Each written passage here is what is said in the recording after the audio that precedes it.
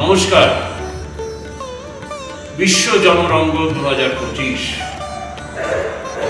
আমাদের কাকিনাড়া পরবিতানের পক্ষ থেকে আমরা পঞ্চমদের এই নাটকটি উপস্থাপন করলাম। এই নাটকের কলা কুশলীরা তাদের পরিচয় প্রদান করছে।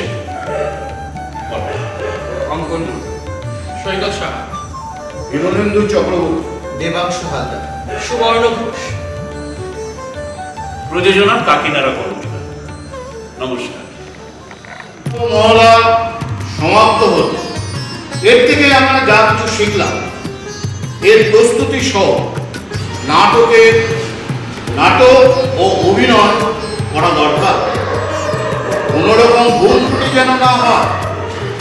কি সবাই বুঝতে পারলে তো? এবার তোমরা সকলে এখানে বসো।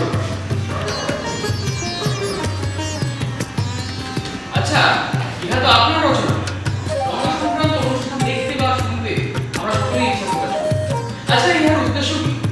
ইহা থেকে জগৎ সংসারের কোনো উপকার হবে? আপনাদের কি উদ্দেশ্য আমি তো ঠিক বুঝতে পারছি না। ব্রহ্মাণ্ডের আপনাকে দিয়ে পঞ্চম বেদ রচনা করা। আসলে আমরা যা কিছু পাই সবই চার বেদে পাই। তাহলে ইহা রচনার নতুন কি জানার আছে? খুব সুন্দর তো বুঝো। শুধুমাত্র নাটকের মাধ্যমে নয়, বিনোদনের জন্য নয়, নাটকের মাধ্যম জীবনের জন্য। সেই ক্রেতা যুগে লোভ, পাপ, মোহ ইত্যাদির বশবর্তী হয়ে তারা নিজেদের মধ্যে সংঘর্ষে লিপ্ত হল। ইন্দ্র এবং আদি দেবতাগণ এর বিহিত কি জানতে চাইলেন। সেই সময় ব্রহ্মাদেব চার বেদে নির্যাস একত্রিত করে এই নাট্যবেদ রচনা করে লোকগীতা। বহুজন হিতায় বহুজন সুখায় এর মাধ্যমে মানব জাতি ধর্ম, পাপ, মোহ, কাম এইগুলোর সঠিক পথে সন্ধান পাবে খুব সহজভাবে। আচ্ছা, চার বেদেই তো জ্ঞান ভাণ্ডারের খনি, কিন্তু আলাদা করে তার জন্য একটি শাস্ত্র অর্থাৎ পঞ্চম বেদ রচনা করার কি দরকার ছিল? শুধুমাত্র জ্ঞানীদের জন্য নয়, এই সাধারণ মানুষরা যাতে এই নাট্যাভিনয়ের মাধ্যমে স্বার্থ জ্ঞান লাভ করে সহজ হয়, সেই জন্যই এই নাট্যবেদ সৃষ্টি করে। এর মধ্যে চার বেদের তত্ত্ব এবং সুর জ্ঞান নিহিত আছে। সেটা কেমন ভাবে সম্ভব হলো? এই যেমন জ্ঞান আছে ঋগ্বেদের মধ্যে, আর সঙ্গীতের সুর আছে সামবেদের মধ্যে, আর অভিনয়ের কলাকুশল আছে যজুর্বেদের মধ্যে, আর পার্থিব ভোগ বিশেষ থাকে এই অথর্ববেদে। আচ্ছা, ইহা কি শুধু দেবতাদের জন্যই তৈরি? কেন হবে? সর্বলোক মানে কি লোক?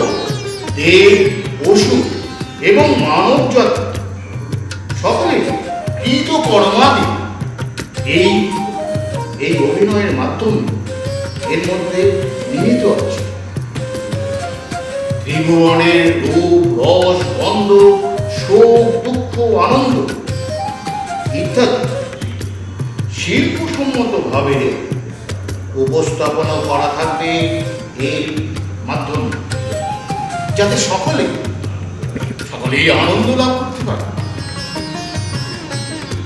এই পঞ্চম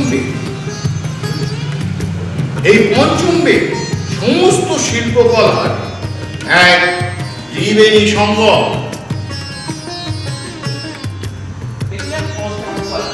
সমাজের গুরুত্ব কিভাবে অনুধাবন করা যাবে? এই শিল্পকলা কোনো নীতি নির্ধারক নয়। এই শিল্পের মাধ্যমে নানা বিষয় পরীক্ষা নিরীক্ষা, চিন্তার উন্মেষ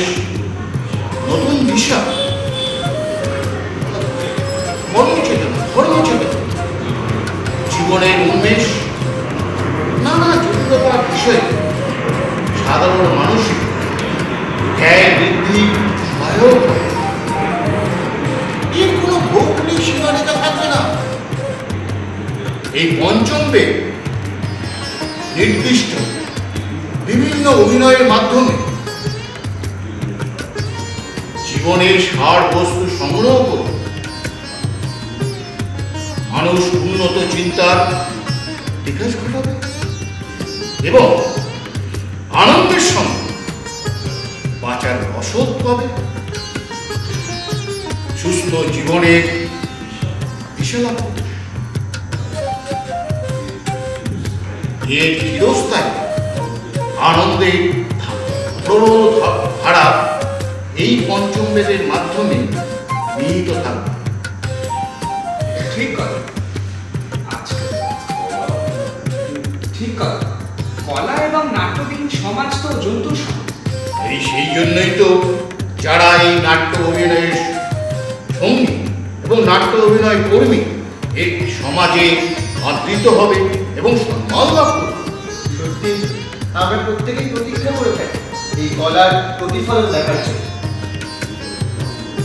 এই জগৎ আনন্দ হতে পারে, এই জগৎ আনন্দময় হোক, সবাই আনন্দমুখর হোক, আদরণীয় হোক, পরিবেশ সুন্দর হোক, জগৎ আনন্দময় হোক, সবাই আদরণীয় হোক, পরিবেশ সুন্দর হোক। এই উপভোগ্য পঞ্চম বেদ মাধ্যমে পরিবেশ সুন্দর, কলুষমুক্ত, ধরণী যেন কলুষমুক্ত হয়। বসুদেব কুটুম্বকম, এটা কি বুঝতে পারছেন? বসুদেব কুটুম্বম, এ ধরনের মধুময় হোক। অন্তরিক্ষের দেবতাগণ ও ঈশ্বর আশীর্বাদ করুন।